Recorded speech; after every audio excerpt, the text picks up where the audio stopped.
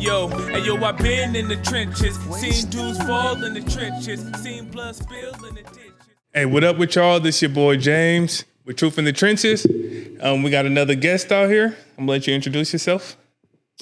Oh, hey, y'all. It's Natasha Renee, a.k.a. Buggy, a.k.a. Tay-Tay, a.k.a. The Bug. It's me. And see, I always knew her as Tay-Tay growing up. Right. So, been knowing her... Years. Over, 25? Yeah. Oh, goodness. Are we that old? Yeah, we done got old up here. We old. Oh, my God. Okay, yeah. So, reason we got her in here is, like I said, we've known each other forever, but sometimes you can know somebody and really don't know somebody. Right. Like I told you on the phone, growing up, to me, everybody thought you was this pretty Tay-Tay, everybody want... Everything's put together, no problems. I just seem like a just spoiled little rich girl or hood girl from around the way who parents spoiled her. That's what it seemed like. Yeah, then you start talking and I said, oh man, my story got nothing on. My little story. Ooh, wait, that story of mine's, man. I can't even believe that I'm still like, I'm sane. You get what I'm saying? Like, yeah. I'm 38 years old now, and just to look over my life and just be like, ooh, yeah, like you've been through a lot. Seriously. It made it, though. Yeah, and it made it.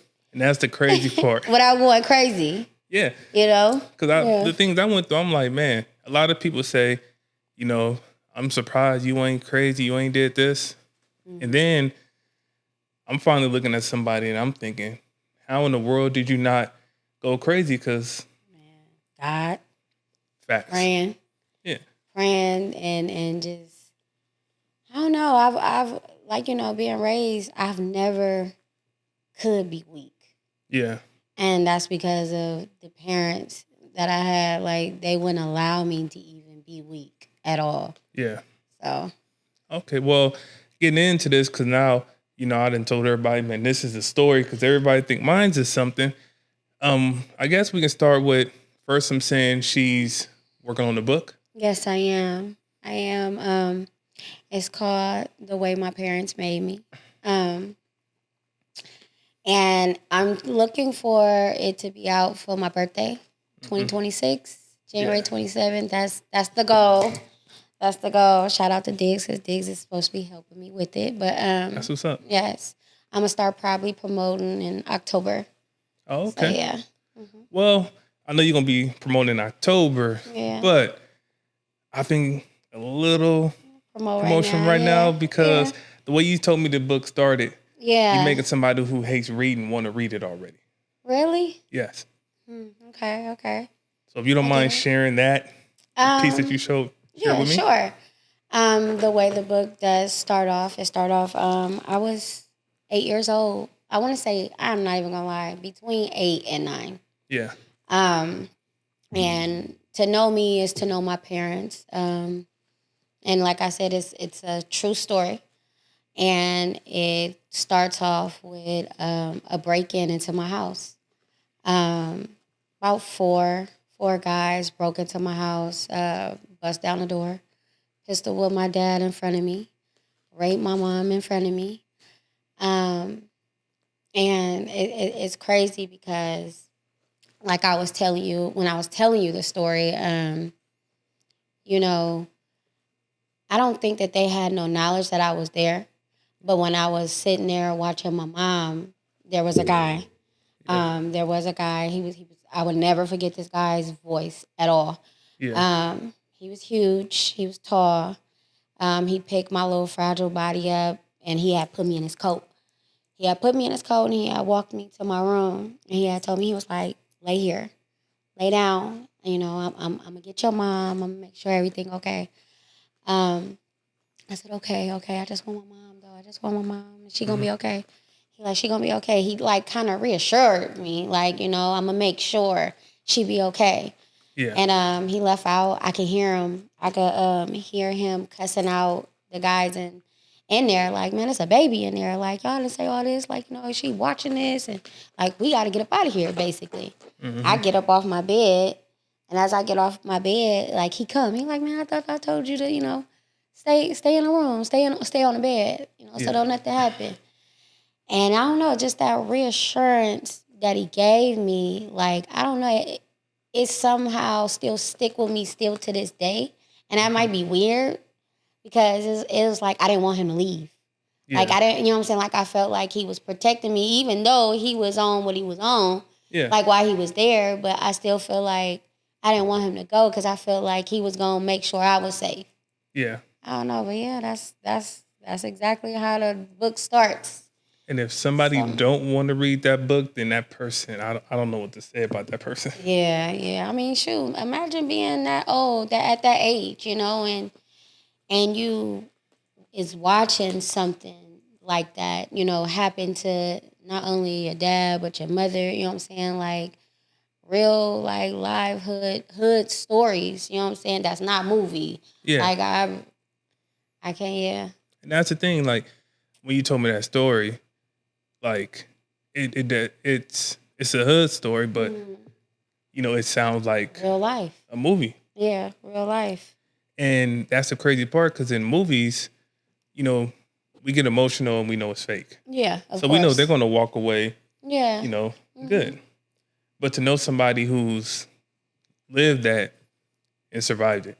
And what's crazy is around that time and at that age. My parents, they didn't know no better. You know what I'm saying? Like, they just knew, what I'm saying? The next best thing is to move and, still continue to be about their business.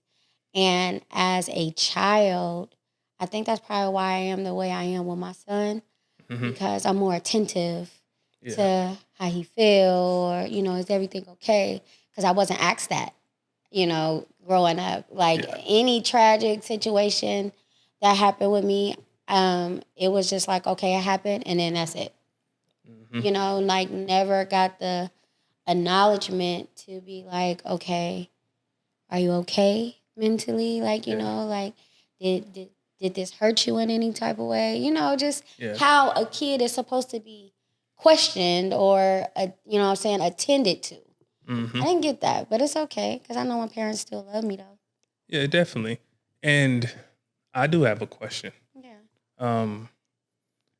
Just having that happen and in being in a position where somebody's coming in, a few people coming in, rather it's to rob the house or whatever, but they did a lot of harm, they left a lot of trauma. Yeah, they did. And in that moment, one of the guys who was with them is actually one who makes you feel safe. Right. Isn't that crazy? Yeah, but I do understand it. I think my question is, how do you, after that situation, did it affect your relationship with your father, with your dad? To be honest, it did. After that, I didn't get mind you, first let me backtrack on that. Yeah. My dad is who we're talking about is my stepfather. He's been in my life since I've been one. I have three. Okay. 3 dads. Okay. So my biological father, which I don't have a real relationship with. My stepfather, who was married to my mom. And then I have a godfather who has been in my life since I've been born. And he recently passed away last year. Oh, sorry to hear that. Yeah. And that was the one that was like, that was my dad. Yeah. That was my father. So it affected, and when that happened, he actually was in prison. He was in jail when that happened. But my stepfather, it changed our relationship because it made me feel as though, like, dang, like, do you care? Yeah. Like, I watched this happen to you, not only you, but my mom too. I'm the only kid, well, the only sibling that's the oldest for one, and the only one that have to go through this with y'all. And not one time did you be a dad and step in and just be like, you okay? Or just give me that fatherly love that I for sure needed. Yes. And he was the one who was there, right? Oh, okay. Yeah, because I think even after hearing the story the first time, I'm like I know the dynamics in the family changed. Yeah. But to feel safer with the guy who's coming in to do harm and then having to dad who just and then not backing him, but I can see it being pretty tough to be the man of the house and wasn't able to protect, to do the one job that he as was men, supposed to do. Yeah. yes, I don't know. I mean, to be honest, still to this day, we still haven't even had a conversation about it. oh, Yeah. Like, we've never, like, really just had a full-blown... Me and my mom have, but me and my stepdad, like, we've never really just had a conversation about it. oh, okay, And it's crazy because it's so much other things has happened between us throughout the years. Like, I really call him my dad. yeah, Like, that's my dad. He's been in my life more than more than my biological father and more than my godfather. My godfather been in and out of prison, just like my dad have. yeah, And my stepfather, he has been the one who played the role of being a dad present, you know what I'm saying, in my yeah, life. And for him not to do that, I don't know, I guess, like, throughout the years, you just sit and think and be like, damn, like, that's where the, not resentment, but, like, the doubt in yourself come from. yeah, Like, damn, like, you know, like, not, I know you love me, but, you know, like, I don't know, just self-doubt when it comes to a father, yeah, a man, period. You know what I yeah. mean? Yeah. I understand, and no, I agree. He was supposed to. Sorry. It's all good. Papa, you be in bed. He usually sleep. Yeah. But no, I would say, even if it's a hard conversation for him to have as a father, we have those hard conversations. We have to find a way to do that. Yeah. So I'm sorry you never got that conversation. Never got the conversation. How did it go with you and your mom? 'Cause she took the wrath of everything. Yeah. All the time, actually. And it was emotional.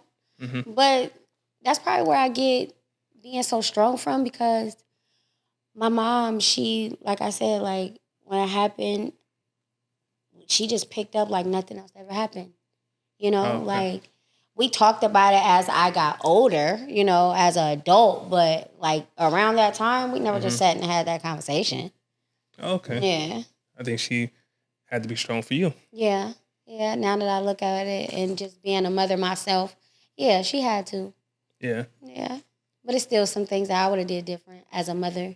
Definitely. You know? That was gonna be my next question is, looking back, how do you feel like it should have been handled in a way that, you know, helped you and made you feel safe and Just being more attentive to me. You know what I'm saying? Being more attentive just to your children, period. When you go through something traumatic as something like that. Like, that's not nothing to just be like, oh, okay, to blow over. You know what I'm saying? Like, I literally had to witness something happening traumatic to not only the two people in my life that take care of me and love me, but, like, I didn't know whether we all was gonna make it up out of there. Yeah. You know what I'm saying? So to not sit down with your child and to just make them fully aware, like, it wasn't your fault. Yeah. Are you okay? You know, just to make sure mentally that, you know, your kid is not being what's the word I want to say? Not being traumatized by it and not, you know, dwelling on it in certain ways. Yeah. Yeah. And you should have, but you didn't get that from them. Mm-hmm. And just, you know, fast forward just a little bit, because I remember you more, I think, middle school. Solano days. Yeah, Solano days. Solano days. So even seeing you there, like I say, not saying you wasn't dealing with stuff, but I was dealing with a lot around that time. I was dealing with so much around that time. What, from 6 to what, 8th? Yeah, 6 to 8. 8th, yeah, 6 to 8 was Solano days, yeah.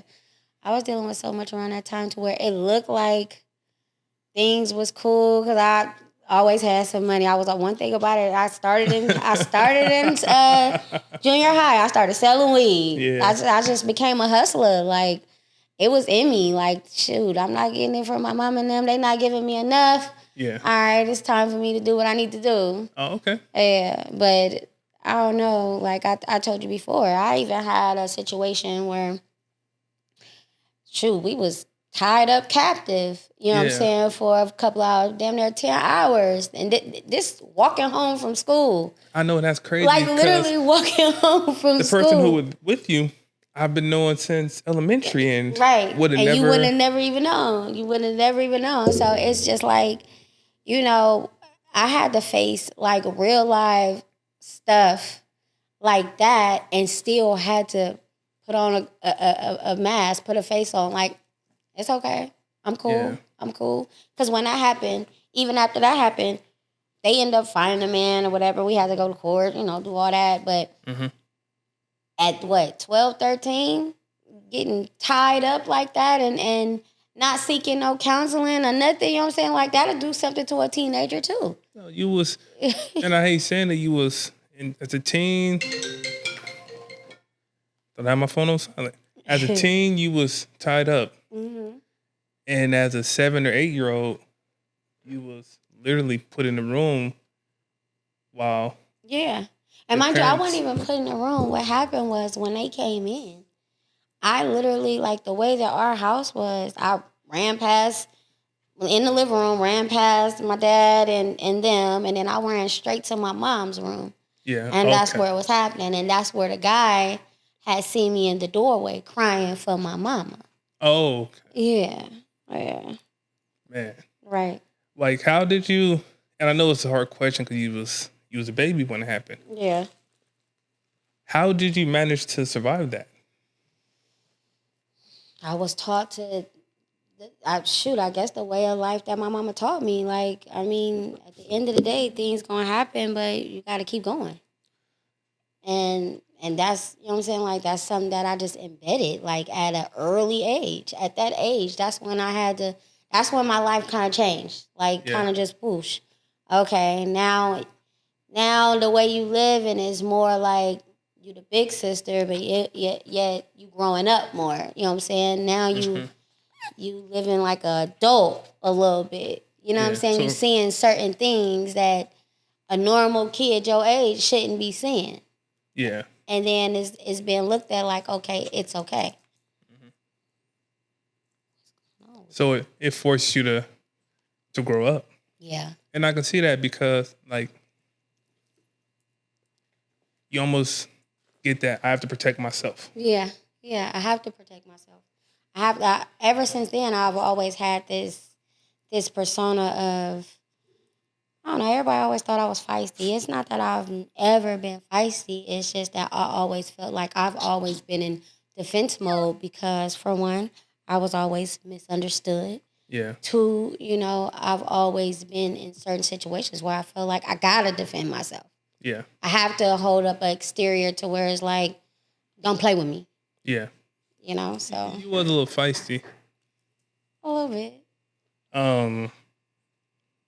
Definitely a little feisty. And that's the part I remember. Because you had that squeaky voice. Yes. A little squeaky voice like Michelle. Yeah. Yes. Yeah. Okay, so like I said, middle school, you started. Hold on one second. Ooh. But yeah, I think it was going back. You had to grow up. Yeah, I had to grow up, especially when I got to junior high school.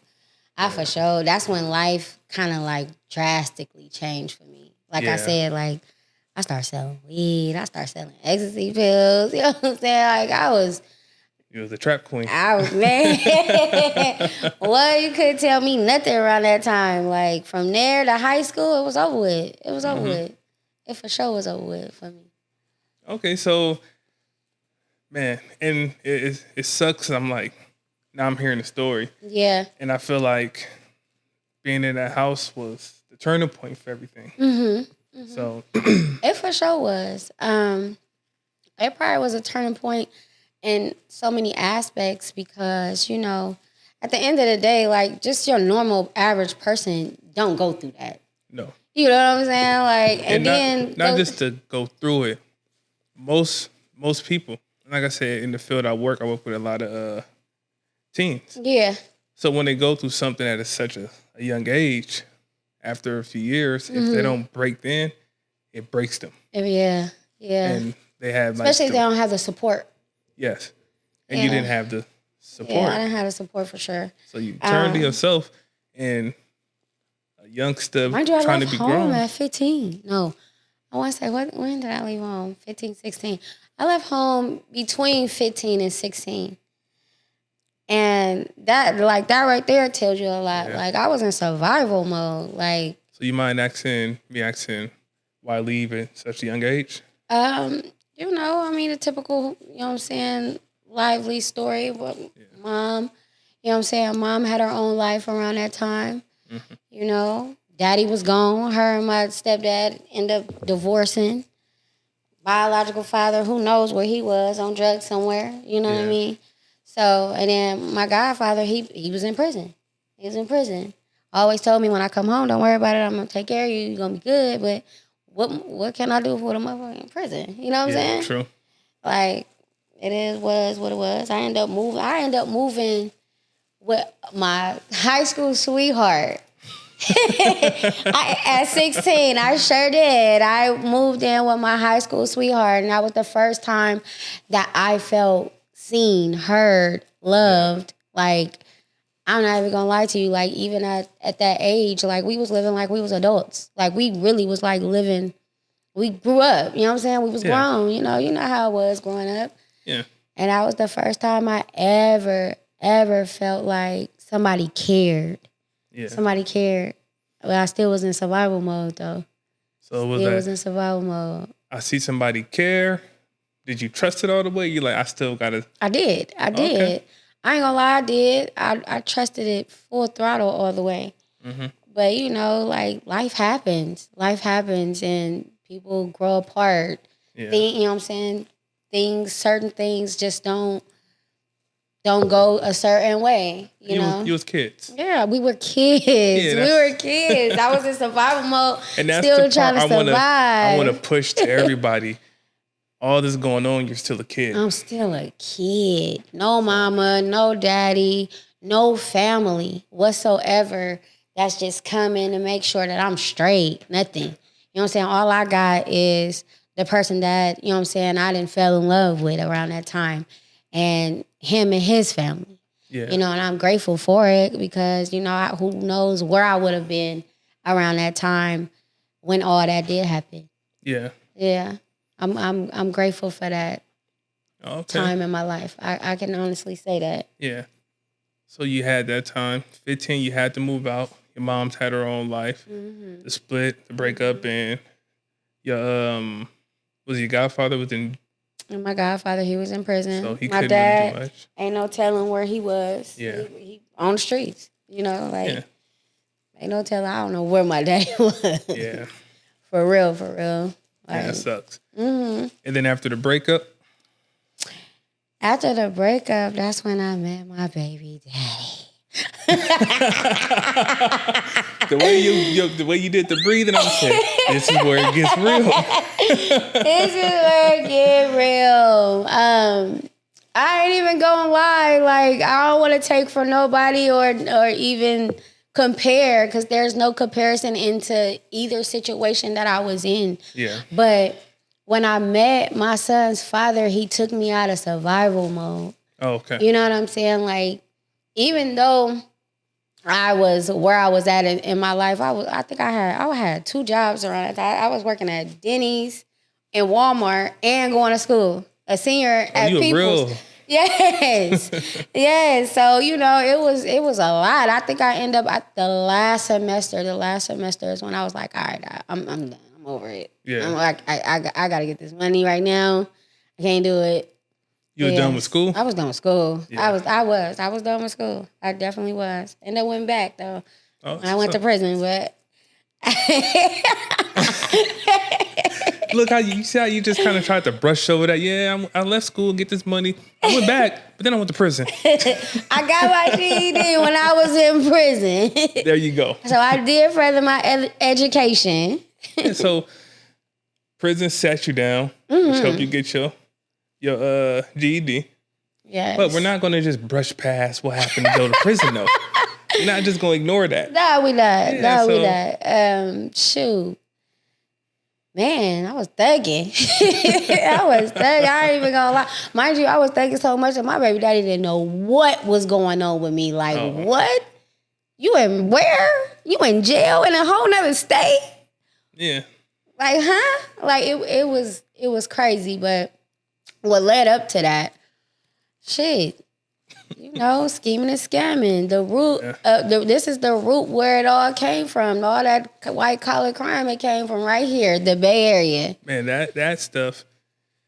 And when I say a time was had around them times, a time was had. And what happened was I ended up getting greedy. I ended up getting selfish. I ended up not being humble no more.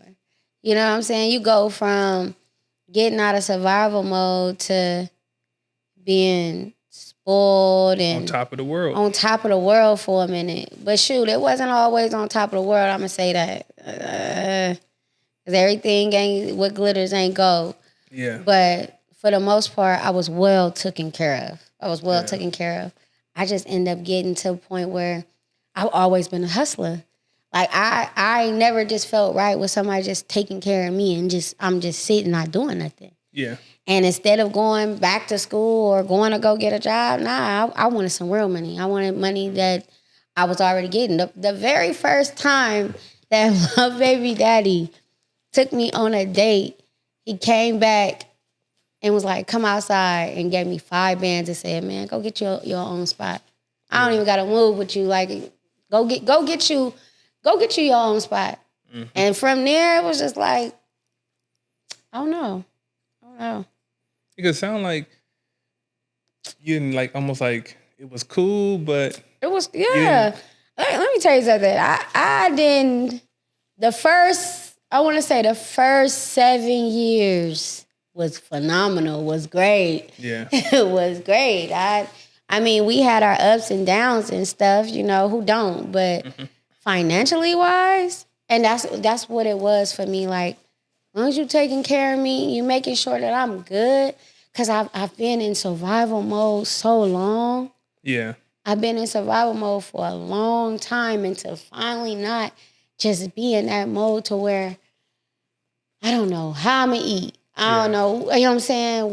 This got to be paid. That got to be paid. Like, to get out of that was a blessing. A blessing and a curse, because I ain't going to lie. Like, the man spoiled me so much and so bad to where I started to feel entitled.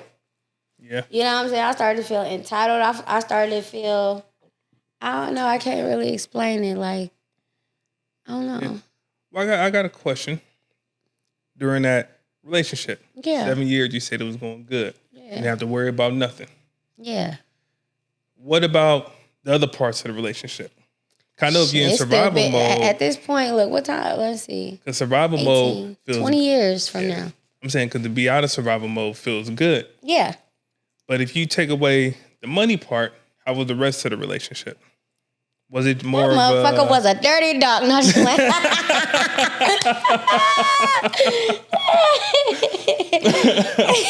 Because we know when you in survival mode. Yeah, what? When you in survival mode, you don't care. Yeah. You know what I'm saying? Like, when you in survival mode, it's like you gotta I'm a vulture. I'm eating. Yeah. And I'm eating, and this is my meal, and that's it. That's all. Yeah. You know what I'm saying? And that's what it was. When I got out of that, I was a princess. I was princess treatment. You know what I'm saying? I ain't gonna lie. Still to this day, my baby daddy, literally to this day, still spoils me. Oh, okay. Still spoils me. He makes it hard for the next man to come in my life, and not in a bad way, but I'm so used to being treated in a certain way. It's like you can't accept nothing less. Yeah. You know what I mean? Like, you can't.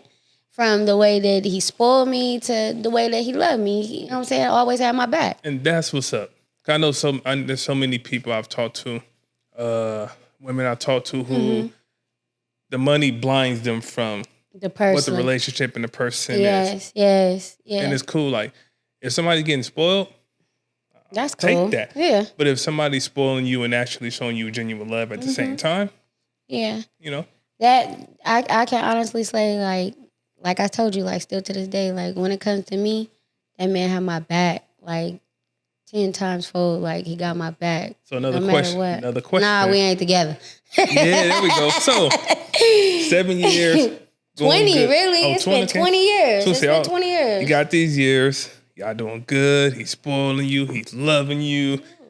And now I start hitting banks. What? Nah, I start hitting banks. Like, okay. I got introduced to the white collar scam thing. And after that, once I started getting some money, the same amount of money that he getting, oh, that was a match. It's a competition. You know what I'm saying? Forget like the love. We're going to see who can get the most, huh? Yes. And it started being a high for me. Yeah. It started being such a high for me to where I end up getting just the way I even got caught up was like just stupid. You know what I'm saying? On some you're not thinking, you being greedy, selfish type shit. You know what I mean? Hey, I get it. I remember long time ago, the white collar cook thing, whatever. And I'm like, it's almost like you ain't even working for it. Yeah. So it's like, it's coming so fast. It's coming so easy. And then it leaves so fast. So you got to keep on doing it. Yes, you got to keep doing it. But, and that's what it was with me. And some people don't see the walls closing in. That was me. Yeah. I like I said, like I was getting so greedy. I ain't even gonna lie. I think the most we got in a day was probably like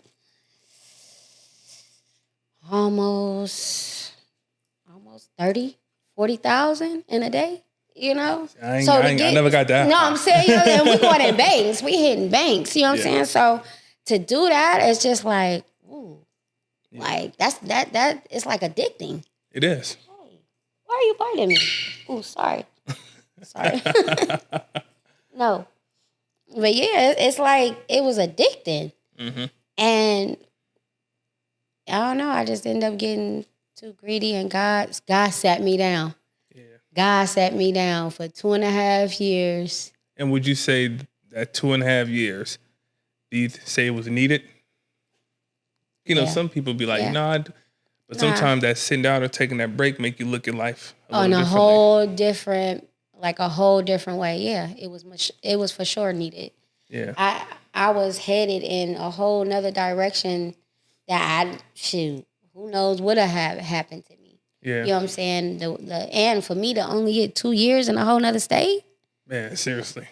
What? And I ain't gonna lie though, the judge was really trying to hang me for real. But if it wasn't for my 2 lawyers, because I already had a lawyer, but being that when you catch a case in a whole nother state, you cannot, like, say, for instance, we're in California, right? Yeah. The lawyer that I have out here couldn't represent me out there. In order for him to even represent me, I had to buy a lawyer from out there. So I had to get 2 lawyers. So the ones out here is like for California. And Yeah. So he still ended up representing me, but he couldn't represent me as being a lawyer. Yeah. He was an acting team, was something like that. I can't really, But yeah, they got for my first offense, they got me 2.5 years. Shout out to them. Because I was facing 5. Yeah. That lady wanted to give me 5 for real, but she wanted to give you all of it. She wanted to give me all of it. But by the grace of God, God was like, no, I'm going to give you this 2.5. Cool. And in between time, I already was like serving. Because when I first called my case, they put a hold on my bail. They said I was going to be a flight risk. Yeah. And so I probably stayed without bail for almost 6 months. Oh, okay. In a county in a whole nother state is crazy. Yeah. That had to be a scary time. It was. I didn't know what to expect. Yeah. So I didn't know what to expect. Yeah. Well, didn't know what to expect, but you got your sentence. You had to do your time. Mm-hmm. Like, how did being in there, like, change your perspective on life? And it humbled me in so many ways that, like, a lot of things that I took for granted. Yeah. You know, you go to jail right now, you got to be on their time. You got to, no matter how hard you is, whatever the case may be, you can't talk back to these people. They gon' put you in a hole. You can't talk on the phone. You can't see your family. They don't got the right lotion. They don't got the right soap. They don't even got the right facial. Yeah. You went from you know what I'm saying? You went from princess treatment to to image. To fuck. What oh my God, I cried every night. But for real, I cried every night. But what really made me like have to change in my perspective is because that was the very first time that my son was away from me like that. Yeah. No matter how many times that I'm going out of state, I'm not out of state no more than 3-4 days and I'm back. You know what I'm saying? So for me to be gone, my baby was 3. My son was 3 years old when I left. Yeah. I came back, my baby was 5. Moving around, getting his own personality. That broke my heart. Because everything that I've done since the day that I found out I was pregnant, everything that I have always done has always been for my son. Yeah. And shit, I thought that I was just being a mama, you know what I'm saying? Getting some money, making sure that no matter what, if this don't go right between me and his daddy, we gonna be good. Yeah. No matter what. But that was that hood mentality, you know what I'm saying? The way we was raised. Like I said, I've always been a hustler. Yeah. And you've been in somewhat of a survival mode since 7, 8 years old. Yeah, I've been in survival mode my whole life. I'm still in survival mode at this point. I'm 38 years old. I want to get out of survival mode. Damn, God. Well, how about this? What do you think is keeping you in survival mode for that mentality right now? To be honest, I don't know yet. Like, I mean, I will say I'm finally at a place in my life where I'm finally at peace. Yeah. I know who I am. I know what I want out of life. I know where I'm headed. Yeah. I can honestly say that today. That's what's up. But while I'm still in survival mode, God ain't showed me that yet.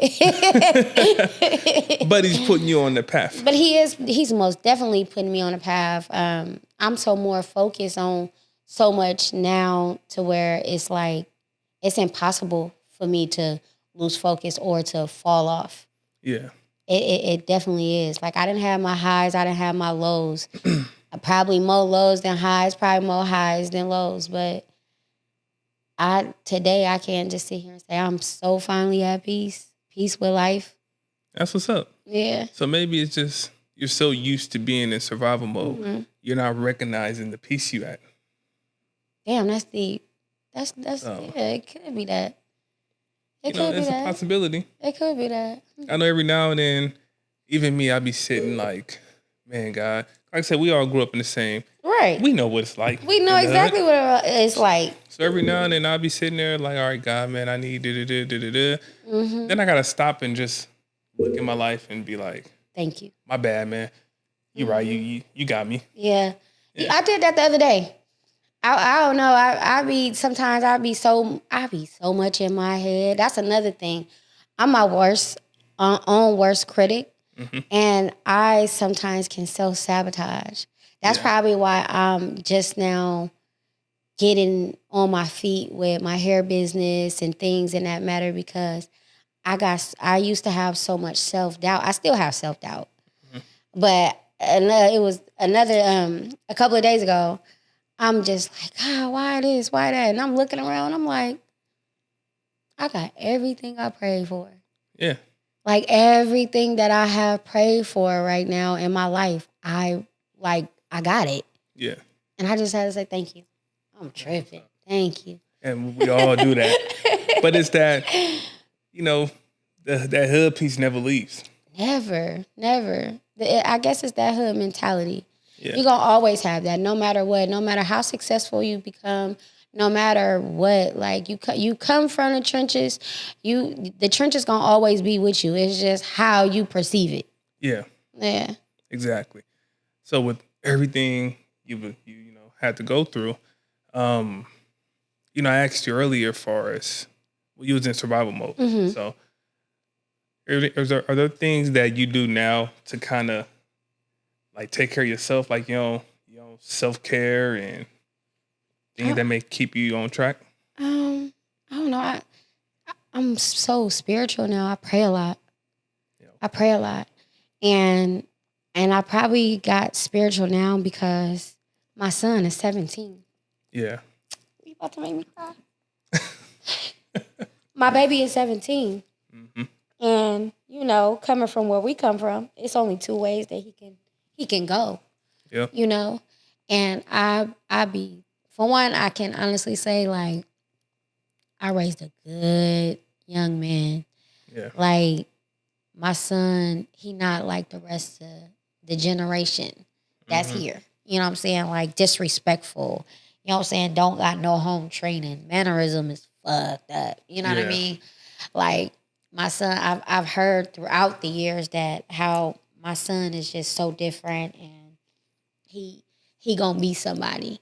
Yeah. But I still be worried, especially, you know, shit, we from the crest. You know what I'm saying? Yeah. We from the north. And, you know, he love where his daddy from. Mm-hmm. You know, and as a mother, you know, he be thinking that I'd be just owning. Nah, I'm not owning you. I'm just your mama. You know what I'm saying? I just want the best for you, and I want you to want the best for you too. You know? And we know, like, you from the crest. College Park. Yeah. I'm really from Lofus, though. I'm really from Lofus and Rancho, for real, for real. But then again, I am from the crest, so we just gonna say I'm from the north. Yeah. Daddy was from Hillcrest and South Vallejo, so, you know. You got a little best bit of both all the worlds. sense, yeah. Yeah. But nah, and from what you told me about your son, like, Yeah. and I told you you're doing an excellent job. Man, thank you. I'll Thank tell you. I be anybody trying. watching this, she has a 17-year-old who doesn't care for social media. Hates That it. there says it a lot. My son hates social media. Like, he is not with it at all. Mm-hmm. But I definitely understand the the life you had to go through. Yeah. And then we always want the best for our kids. Yeah, of course. You know, everything that I've done since my son has been born has been to sacrifice for him, no matter what it's been. Me going to prison, good or bad, me still staying in a relationship to make sure that he got a 2-parent household, all that. You know what I'm saying? Like, a lot of things has always been for my kid. Anything that I've ever done has always been for my kid. And now he's about to be 18. I don't know what to do. Should I have another baby? Should I get rid of this dog? I could barely take it. But I think with kids, and I'll say this always, especially with moms. Yeah. Us dads, we do a lot. No, but I'm gonna be all the way honest, and some people may not like it. Yeah. Dads, for the most part, we gonna put the structure and all that stuff. We're not sacrificing everything. Yeah, you're definitely not. If they say they is, yeah, the dads are not. Yeah. A mom would sacrifice everything. Everything. I'm gonna sacrifice my whole life for mine. Yeah. For sure, and I've done that. You know, as dads, we'd be like, years. stop loving them so hard. You're gonna make them so like shut up. But what's crazy is he get that from his dad too, though. Like, you know what I'm saying? Like, I don't know if it's because my baby is the baby out the bunch or what, but his dad he don't do no wrong in that boy's eyes. But it sounds like he's not doing a lot of wrong either. He's not. I it's just be me. I'm just overly protective, overly worried. I'm just a mother. That's all. I understand it. I remember with my little one, and you know, I talked about it a few days ago, my brother being hit by that car when I was 9. Yeah. You know, and I remember my daughter, the scariest year was when she was 5. And that was the year my brother got hit. Ooh, okay. That year, and I'm always worried about things. Sometimes I think about it and I get emotional. Yeah. But that year, I was terrified when she went outside. Ooh. Yeah. So with that being said, I wonder, are there certain times with just life experiences you had where you may feel like you're overprotective and don't want him to go through the same thing? Or maybe just scared? I think that's just me just being scared, period. You know what I'm saying? From the life that I have lived, and he don't even know the half of it. Yeah. You know what I'm saying? My son just look at me as mom. Yeah. He don't look at me like how everybody look at me. You know what I'm saying? He don't know half of the things that I've went through. Yeah. And everything worries me when it comes to, I have a young black man out here. Mm-hmm. You know what I'm saying? That's the scariest thing in the world. You know what I'm saying? To raise a young black man. In America, that's scary. Yeah. You know, and to not have positive role models, or not saying that he don't have positive role models, but I mean, shit, leave it up to me. I'm his only positive role model. That's a mom for you. The fuck? Yeah. Other than his daddy, I'm his positive role model. But no, like, just for real, if you look at where we come from, we don't have nothing positive from where we from anymore. Nothing. We don't have nothing. Vallejo's a black hole. Yeah, we thought it was positive till we got old enough to understand it wasn't. Exactly. And it's like, exactly. nah, that's just all we was conditioned to believe this is how it's supposed to be. This is how it's supposed to be, yes. And that's me trying to get my son not that narrative. Yeah. You know what I'm saying? Like, I've, since he's been born, always tried to, I don't know if you say overly do it as being a mom, but you can't overly do it being a mama or being a parent in general. I've always tried to give him what I didn't get from mine. Yeah. You know what I'm saying? So I've always tried to show him new things, new places. But he still migrate. He still migrate to the motherfucking crash. It's driving me crazy. I'm sick of him. Well, you know, I think it's, and I have to fight myself with it. Yeah. I know I'm in a position where I can do a lot more for my daughter than my parents was able to do for me. Yeah. So I want to be like, nah, I didn't have this, so I'm going to do this, and this. Well, let me ask you this. Mm-hmm. It's not, you say you can do more than your parents have done for you, right? Mm-hmm. And I think that too. So, but in what way? Is it materialistically or mentally? You know? For me, I can do both. Yeah. Yes. Yes. I'm a more present father than a lot of dads I know. Right. Like I go to work and I make sure I come home and they're going to get their time. Right. Even if I'm tired. Weekends we're going to go do something. Yeah. I'm not spoiled. I'm still got the hustle in me. I'm not wasting my money. but then I look at it. I say, I can do this. Yeah. And then I got to remember, like you just said about your son, he don't know your story. Yeah.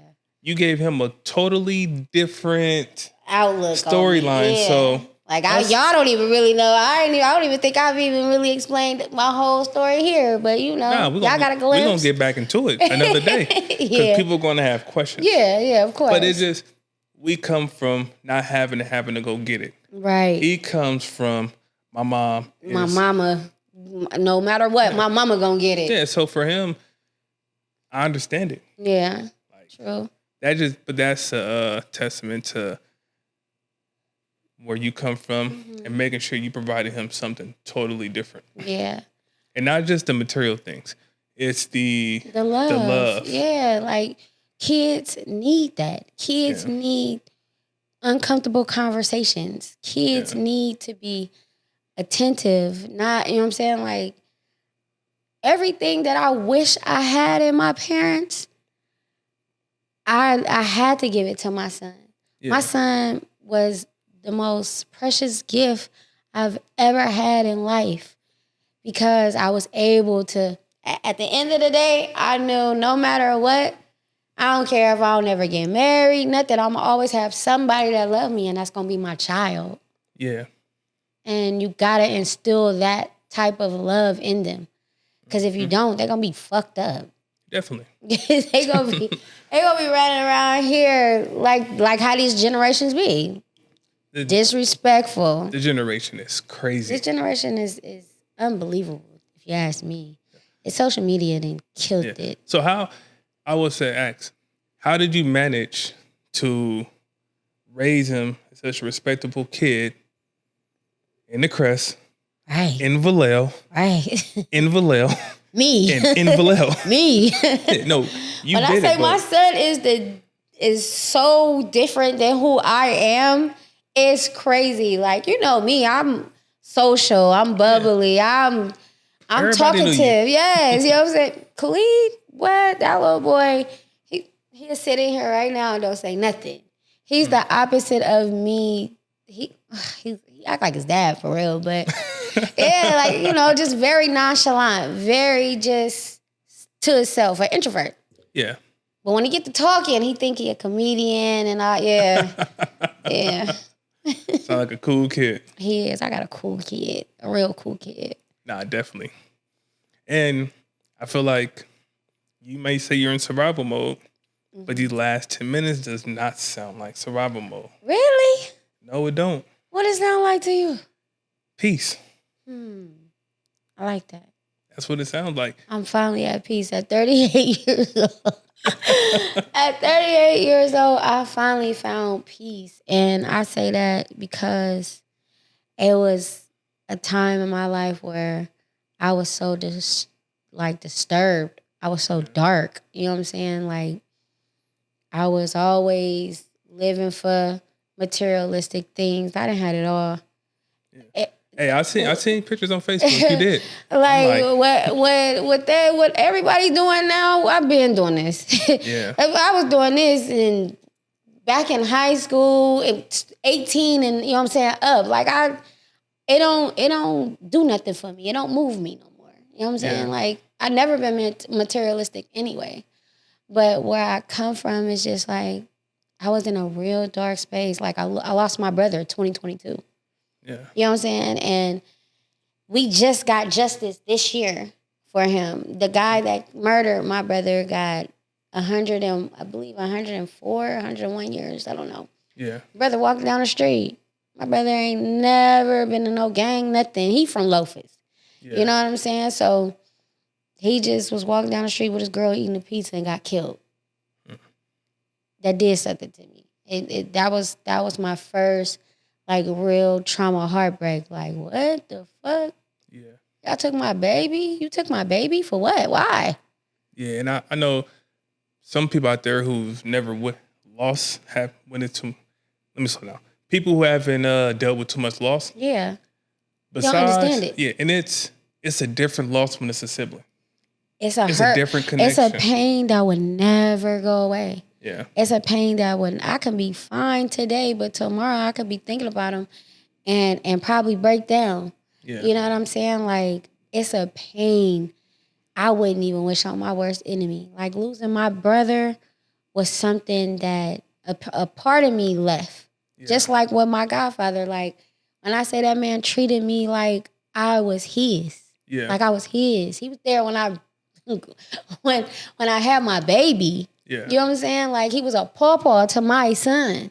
Mm-hmm. You know what I'm saying? And to lose that, to lose somebody, to lose two people that just genuinely loved you. Yeah. That's it. Just genuinely loved you. Didn't judge you, no matter you was ever wrong or right. Like, my dad was my support system.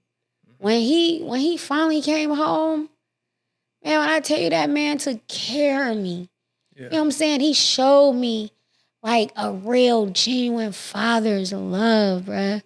Yeah. Like a real, like, it's so many men out here. You got play uncles and uncle, you know what I'm saying? Like, yeah, but once you get, oh, you cute. Oh, no, wait, what? Man. What you do? Yeah, you know what I'm saying? No, it was never that. You know what I'm saying? I had to fight a few fake uncles when my older sister got a certain You get what I'm saying? Exactly. Yep.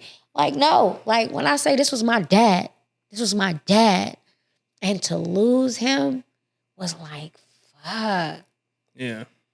Like, how you lose somebody that, like, damn, like, that love you?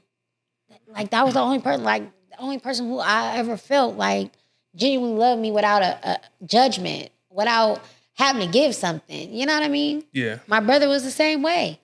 Mm-hmm. To lose two of them, like, my life was fucked up for a minute. Yeah. Yeah. And I'm not gonna say how did you make it, because when you have certain losses, I'm still mourning. Yeah. This morning, I don't know, for some reason I had a picture of him that just popped up on my phone, and I kind of got emotional. Yeah. Yeah. I did. How do you try to manage that, like, day by day? Shit, you gotta keep going. No matter what, no matter how hard, and I've always dealt with that. No matter how hard my life has ever been, I still got to keep going, because ain't nobody going to take care of me. Yeah. In the way that I wanted to be taken care of. I'm real expensive. I'm expensive. I'm too expensive for myself. Hey, well, at least you're saying I'm expensive. I gotta take care of myself, and not I'm expensive. I need to find somebody to do it. Oh no, I'm expensive. My son expensive. This damn dog expensive. The fuck? Yes, but no, like I still gotta get up and go. No matter what, and like I told you, since a kid, I still had to get up and go. Yeah, but I'm always going to always say, we always got to get up and go, but we have to start learning how to actually process some of the stuff we have to deal with. That's true, but I don't be having time to. I'm not buying that. I don't got time to process nothing right now. I'm in mode of. You're doing it right now. I guess. Is that what it is? Yeah. You got the tissues right there and stuff. Okay, this is a process. Yeah. I'm processing everything. Okay. Yeah. Yeah. And I understand it being busy. I know, like when my which was the last death, my sister, my younger sister, for a long time, I just kept working. I got myself really, really busy. You made I did it yourself most busy. of them. I just did it. I got busy, and that was my excuse. I need to do this for Laurie. I need to make this money. I need to do this. I need to do that. And then every now and then, when I stop, I'm like, you start thinking about it. I say, this really happened. It could be, you know how it is. It could be years past. I can honestly say I processed it. And I'm going to tell you how I feel like I processed both deaths actually now. I used to always get triggered when we had to go to trial for my brother. Yeah. Like I used, like, for one, the justice wasn't the type of justice I wanted, but at the end of the day, we ain't gonna get into it, but we know. Yeah. But at the end of the day, he still got justice. But the thing was always triggering, have to go and just replay this. Yeah. It was always triggering. And it took for my dad ended up passing last year, and those two combined, and I went through like, this is not even worth me even saying, but I went through a terrible, terrible phase in my life last year where I was out of character. Yeah. I was already in a dark space, and I got triggered, and somehow I let somebody in my space add to it. Yeah. And I say it was the worst feeling in my life. It was worse than prison. Oh, wow. Yeah, it was worse than prison, for real, for real. But when I got rid of that situation, and I literally, like, came to grasp of getting back to me, I needed to be by myself. I needed to be by myself and deal with everything head on so I can heal in the proper way. And I want to say this whole year, like, from the beginning to now, like, I came into terms with peace with both of them leaving. I end up finding myself again. I was lost for a while. I wasn't even lost. I was asleep. Yeah. I was asleep for a while, and a certain situation woke me up. Like, what are you doing? Like, that's not you. Was that feeling of going backwards or just getting lost? Getting lost in the moment of something that you're not even familiar with. Oh, okay. You know what I'm saying? Something that is not you, period. Yeah. You know what I mean? And I had to literally, like, wake up. Like, wake myself up, like, man, what the fuck? Like, what is you doing? Yeah. Like, this not even you. You don't deal with this. You don't, like, what's going on here? Yeah. Let's get back to you. Let's wake up and do what needs to be done for you. That's what's up. And that's what I've been doing ever since. When I say I just been doing what makes me happy. Can't nobody make me happy. Yeah. That's one thing about it. That's even with a future relationship. I don't want to be with somebody who feel as though, oh, I have to do this to make you happy. Don't mean no. Yeah. Make yourself happy. We gonna be happy within each other anyway because of us in general. Mm-hmm. If I can't make myself happy, I can't make nobody else happy. Man, preach. I'm serious. Man, I talk to people all the time. I'm like, so serious. Like, I feel like people, they hop into relationships not really over the last relationship. Yes. Expecting somebody to make them happy when they're already miserable. Feeling a void that need to be dead. Yeah. For real. And I don't know. Don't get me on relationships. Don't get me on no relationships, because this would be a whole nother segment. Hey, it's a big one, because at the end of the day, people want to be in relationships with people, whether it's this way, what friendships. I don't understand, especially nowadays. People want the title. I honestly feel like being in a relationship, that's just like being married. Some people want to get married just for the wedding. Yeah. I feel like I could never be in a relationship and don't be happy with who I'm with, ever. Yeah. Like, there's no point of me even being here. Like, I don't even like you. Why am I with you? Because you could do this? No, I could do this for myself. True. You know what I'm saying? Like, and I don't, nowadays, everybody fucking everybody. Like, don't nobody, like, there's no commitment anymore out here. Nah. Like, you have, like, especially, I'm 38. I feel like I'm going to be single for the rest of my life. I want to be single for the rest of my life, because I honestly feel like I don't trust men, because I've been portrayed so many times. You know what I'm saying? And on top of that, like, most men just can't commit, can't stay faithful. I want to be like, cap. But yeah, it's not cap. It's not cap. But, you know, when people are looking for relationships, it's tough. Don't get me wrong. On both sides. I'm not going to sit there and say it's just the guys who can't commit, because we know right now, the way it is, everybody, like you said, everybody's touching everybody. Like, that's crazy. Like, y'all ain't scared? What the fuck? I be scared out here. What? Yep. Don't touch me. So, I know people are trying to, if you're not in a relationship, I know people are trying to talk to you. It's been like that since middle school, so don't say it's not happening. So we're going to skip that part. So, okay.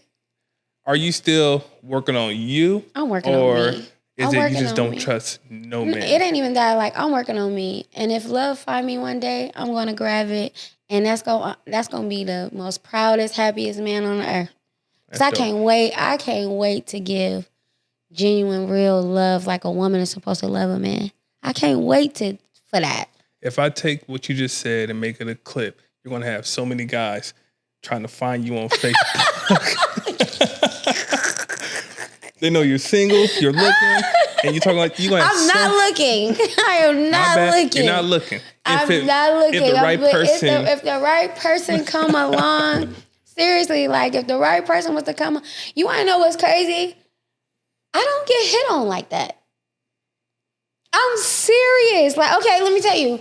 It's either somebody already thinks that I'm with someone, or somebody, like, or they're intimidated. Yeah. Like, and on top of that, it might look like I'm outside, but I ain't outside. I assumed you was with somebody. Yeah. It was just an assumption. I'm like, okay. Yeah. No.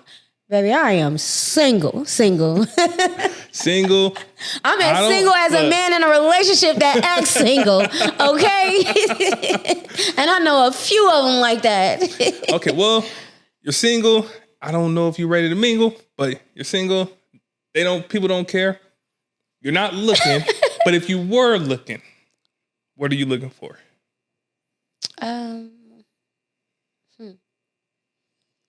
I want honesty. I want somebody I can trust. I want somebody I can feel protected around.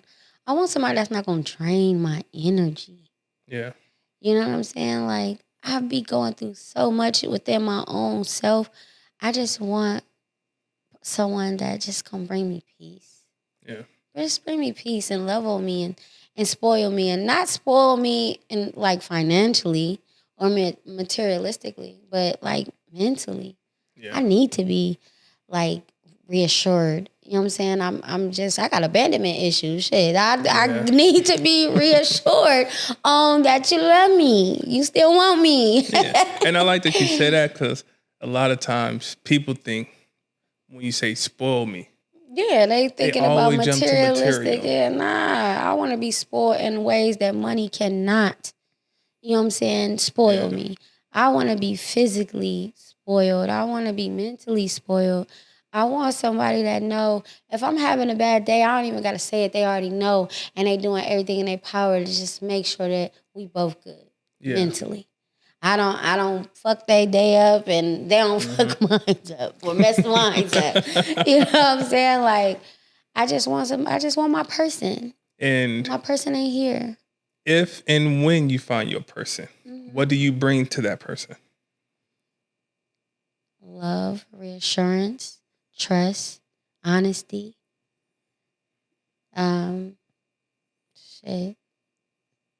stableness. You know what I'm saying? I bring half the table. Half the table. I bring half the table. I will say I am a motherfucker to deal with at times. I know. I can be a lot. But at the end of the day, about 90%, you're gonna love it here. That 10% though. Whew. Yeah, that 10% they're gonna wanna that 10% they're gonna That's what's up. So, man, we're gonna have to do this again. We're gonna have to. We definitely to because I don't think we got like just deep into it. But yeah, we for sure can do it again. We touched some stuff. Yes. We still got a few minutes. So first I'm gonna ask you if you can talk to the younger you. And the younger you was in a spot where they gotta make a decision to hustle. There's two different paths they can go. What's the advice you're gonna give that younger you? Just all in all, or? All in all. You see somebody remind you of, well, you see the younger you. The child you. What do you say to them? The first thing I say to the child me is that I love you. That's deep. That you're going to be okay. Yeah. You're going to make it. And to be honest, I wouldn't change nothing. I still hustle. But to the young me, I would, I don't know, like, do what's right. Yeah. Do what's right. Because the streets ain't always going to be there. Oh, wait. I love me. Yeah. I love me. Yeah. And that's what I say to my younger self. That's exactly what I say to my younger self. Yeah. I like that. Yeah? Yeah, I've never heard somebody say they're going to tell the younger them, I love you. I love you. I love you. If I can, I'll hold the young me. Yeah. And let her just cry. Cry it out, girl. Cry it out. I love you. Why you doing it? Just give her comfort. Yeah, and it sounds like, just listening to you, a lot of the things you would do, the younger you, and things you do different. Like, to me, it's obvious. It's what you needed at 7, 8 years old. Yeah. Yeah. That what you didn't get is what you're giving your son, what you would give yourself, and what you're giving the world. Yeah. True. So true. You got me in here crying. I bet I look crazy. Who? I bet I look crazy on here. Look, we just talking. Yeah. So, but man, you went through that at that young age. And like I said, I thought that car crash was something. Yeah. Like, and it was, don't get me wrong, but yeah, it was. Man, you know, I think of that movie with Jamie Foxx. I think it was called Collateral or something. Was he the president or something? Nah, this was a movie. He was a district attorney, but the guy. Okay, I know what you're talking about. And the guy was your prison. They put him in prison, but he was killing everybody. Yeah. Okay. Yeah. And I think of that, and you know, just stories I've heard in the past. Some of the kids I work with. Yeah. And for you to be standing the way you are. Yeah. Like, and I'm not just saying it because I know you. Because one thing about me, I don't lie to people. I tell them. Yeah. I tell them the truth. You might hate me, but at least you can respect the truth. Respect it, yeah. I don't know another person who's been through what you've been through and standing the way you are. Like, I have a job because they don't know how to stand after that. Yeah. And I've never got weak. Yeah. I couldn't. I had to take care of myself. Yeah. Imagine a baby being a baby. Like, I was a baby back then. Yeah, but you know what I'm saying? Taking care of myself. Yeah, but the thing that sucks for me is, you know, that inner child piece. Yeah. Y'all say making peace with the inner child, you and stuff. Yeah. And as a child, you couldn't be a child. Yeah. My childhood was gone. Yeah, but then it makes sense the lack of trust for people. Yeah. And being so heavily dependent on you making things happy. Right. Because the people who were supposed to keep you safe didn't, and then they didn't try to check in on you afterwards. Right. So, and then, like I said, I know during this journey, I know there's things that we ain't talked about today. Yeah, there's a lot we ain't talked about. Yeah.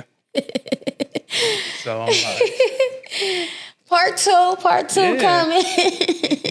you strong. So yeah, I gotta be though. Yeah. So I think I know, but I'm gonna ask, what inspired you to write the book, and what do you want to get out of this? What do you want the people to get out of your book? Like I told you before, like, I want to be able to help, especially young teenage girls. Yeah. You know what I'm saying? Like, we had our OGs around, but our OGs, like, they had their own thing going on. You know what I'm saying? And for me to really tell my story and be in depth with my story, I want the next person to learn from it. You know what I'm saying? I want to take it and learn about yourself, not only about my story and what it done to me or what I went through, but what they've went through and how could it help you within yourself. Yeah. You know what I mean? Mm-hmm. Yeah.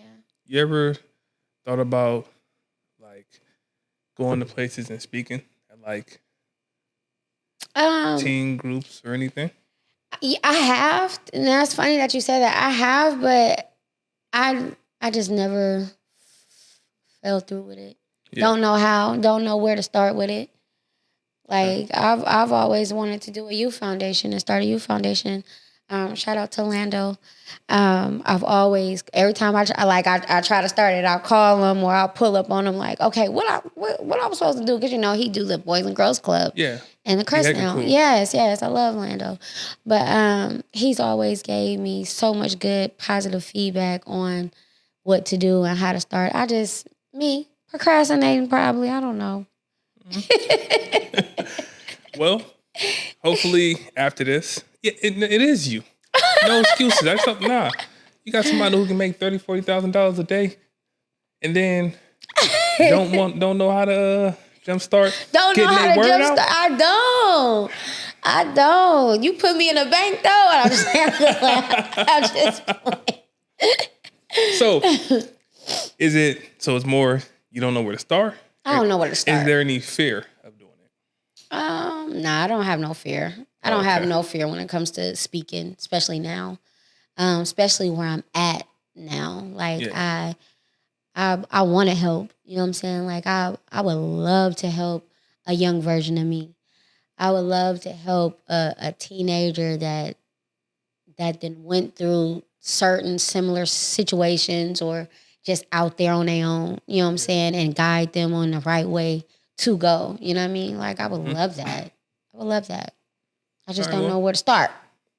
Well, I got a few little connects in a few ways. I mean, like I said, I work with kids and stuff. Mm-hmm. Yeah, so I remember you telling me that. Yeah, there's a lot, not just jobs. They have positions where it's volunteer, where when they have the time, if they find a kid that they feel they can connect to, they just find the time to spend time with them and try to... like mentorship. Yeah, mentor, yeah. Okay.